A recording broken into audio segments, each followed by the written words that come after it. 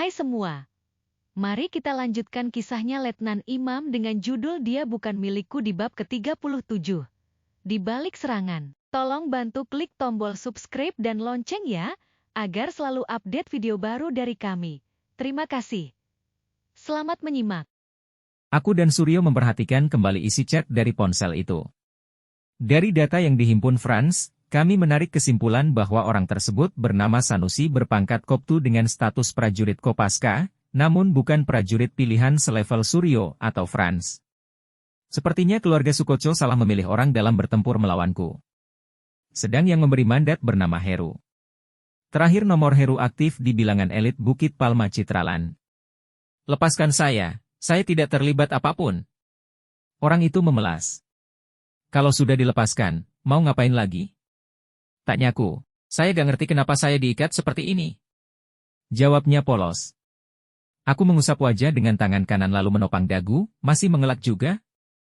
Jelaskan tujuanmu, lalu kamu akan kami bebaskan, terang Suryo. Saya tidak mengerti, maksud kalian apa? Sanusi berkelit. Kalau ini bagaimana? Hendrik memperlihatkan foto seorang anak kecil di dalam kardus, melongok ke arah sorotan kamera. Wahyu. Jangan ganggu dia gak tahu apa-apa. Teriak Sanusi. Anakmu siap dikemas dan dikirim ke neraka akibat perbuatan ayahnya. Hendrik memasukkan ponselnya ke dalam kantong celana. Tolong jangan libatkan anak saya, orang itu menangis mengiba, bagi seorang prajurit yang pernah mengikuti pendidikan dalam melepaskan diri pada saat penyanderaan, hal itu remeh sekali. Bicaralah, aku meninju perutnya. Suryo juga memberikan pukulan dan tendangan terbaiknya. Franz menyetel lagu Numb milik Linkin Park dengan kencang lalu ikut menyanyikannya, sedang aku dan Suryo masih sibuk membuat Sanusi babak belur. Hendrik masih siaga di jendela mengawasi keadaan sekitar. 2 melawan 1 orang terikat pasti mudah bagi kami. Entah Sanusi pingsan atau pura-pura pingsan, Hendrik menyiram seember air lagi ke Sanusi. Tak ayal lagi, Sanusi gelagapan, sebagian air membersihkan darah dari bibirnya. Aku memegang dagunya, aku masih memberimu kesempatan, kamu tahu kan sedang berhadapan dengan siapa, anak istrimu masih menunggu di rumah, jangan buat mereka khawatir menunggumu, aku membuang dagu yang tadi kupegang. Suryo menjambak Sanusi, memaksanya melihat ke arahnya, semua bukti sudah di tangan, kamu tak akan bisa mengelak. Saya gak ngerti apa-apa, tolong jangan siksa saya lagi, tolong lepaskan saya. Sanusi memelas. Masih gak mau mengaku juga? Istrimu masih muda, kalau jadi janda, banyak yang mau. Suryo mengancam sambil senyum-senyum padaku. Saya gak kenal kamu, gak punya urusan denganmu. Hanya karena rupiah kamu tega melibatkan anak istri dalam bahaya. Cari uang yang halal, jangan nafkahi keluarga dengan uang haram, gak berkah, ucapku lalu menenggak segelas air putih. Anak dan istrimu sedang kami awasi, kalau kamu mengaku, mereka aman. Kalau kamu tidak mau mengaku, Heru bisa melukai mereka, kami gak akan membantu. Suryo meletakkan kakinya yang bersepatu di atas dengkul Sanusi lalu memangku tangan di atas kakinya. To. Pintu diketuk dari luar. Franz membuka pintu lalu menerima sebungkus paket besar. Makan dulu ya. Franz membuka paket yang tadi diterimanya. Hendrik menarik sebuah meja ke depan Sanusi lalu mengambil beberapa kursi untuk kami duduk bersama di meja itu.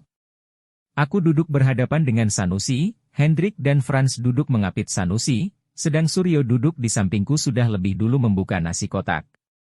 Hendrik membuka tali pengikat tangan Sanusi, tapi tidak dengan kakinya, matanya mengawasi gerakan kami. Franz memberikan nasi kotak untukku, Sanusi dan Hendrik. Makanlah, aku memulai memakan nasi kotak yang telah dipesan Franz, lalu kami makan bersama. Tak ada suara sama sekali ketika makan sedang berlangsung. Sebuah sendok terjatuh dari tangan Sanusi, Hendrik mengambilnya ke bawah untuk mencegah tangan Sanusi ke arah bawah agar tak melepas ikatan tali di kakinya. Aku menendang kakinya dari bawah meja. Ingat keluargamu dalam bahaya, aku meneruskan makan lagi. Selesai makan, Suryo membersihkan meja yang tadi kami gunakan untuk makan. Hendrik dan Franz masih siaga mengawal di kanan dan kiri Sanusi. Saya tak ingin berlama-lama denganmu di sini, istrimu menunggu di rumah. Saya hanya ingin kamu mengaku dan menceritakan detail perintah yang telah kamu terima, dan apa saja yang sudah kamu jalankan. Kita sama-sama prajurit, bela negara yang utama, bukan bela yang berduit, aku mengepalkan kedua tangan di bawah dagu. Bayaran yang kamu terima tidak ada apa-apanya dibanding ketenangan dan ketentraman hidup bersama keluarga. Sanusi menunduk, semua tindakan ada konsekuensinya.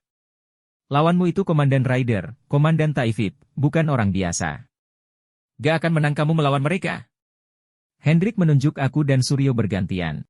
Komandanmu itu teman letting mereka, gampang aja buat SP untuk kamu, tapi itu tak akan dilakukan selama kamu masih mengakui apa yang telah kamu lakukan. Tapi saya gak tahu apa-apa, saya gak tahu yang terjadi sekarang. Sanusi berkata masih dengan menunduk. Suryo menggebrak meja. Siksa anaknya, teriak Suryo. Hendrik membuka ponselnya, tampak sebuah video anak Sanusi dalam kardus lalu ditutup dan dikemas, lalu diangkat dan dimasukkan ke dalam mobil. Jangan. Baiklah saya akan mengaku, tapi lepaskan anak saya. Hendrik mengoperasikan ponselnya lalu berkata. Katakan lebih dulu baru saya lepaskan anakmu. Pastikan anak saya aman dulu. Sanusi memohon. Anakmu aman di tangan kami, cepat jelaskan, aku menatap matanya yang mulai berair. Franz mempersiapkan kamera untuk merekam segala pernyataan dari Sanusi. Setelah kamera disiapkan, Sanusi mulai berkata, saya Koptu Marinir Sanusi menyatakan diri, tidak tahu apapun hingga dianiaya seperti ini, klik Franz menghentikan rekamannya. Suryo refleks menendang kaki Sanusi di bawah meja. Aku menamparnya berulang kali, hingga tangan Hendrik menghentikan tamparanku. Nekat banget sih kamu, aku mencengkram leher Sanusi. Saya gak tahu Endan, tolong lepaskan saya. Sanusi memegang kedua tanganku. Ayah, ayah. Suara anak kecil dari ponsel Hendrik. Kayaknya kamu sudah gak ingin bertemu anakmu lagi ya, tanya Hendrik tapi matanya masih sibuk memperhatikan ponselnya. Jangan ganggu anak saya. Sanusi meninggikan suaranya. Cepat katakan sejujurnya, perintah Franz di balik kamera. Lalu membuka ponsel milik Sanusi dan melakukan panggilan ke nomor istrinya Sanusi. Halo, kamu di mana Yang? Aku udah selesai masak. Sanusi diam, kami juga diam, menunggu reaksi Sanusi. Halo Yang, kok diam? Kamu di mana? Suara di seberang mulai panik. Franz mendekatkan ponsel ke wajah Sanusi. Makan saja duluan, nanti aku pulang. Wahyu di mana? Akhirnya Sanusi berkata. Tadi ada, sekarang sudah main, gak tahu kemana, kata istri Sanusi. Cari sampai dapat. Jangan boleh keluar rumah, suara Sanusi terdengar bergetar. Kamu kenapa sih, kok kayak beda? Biasanya Wahyu kan main sendiri, kata istri Sanusi dengan santai.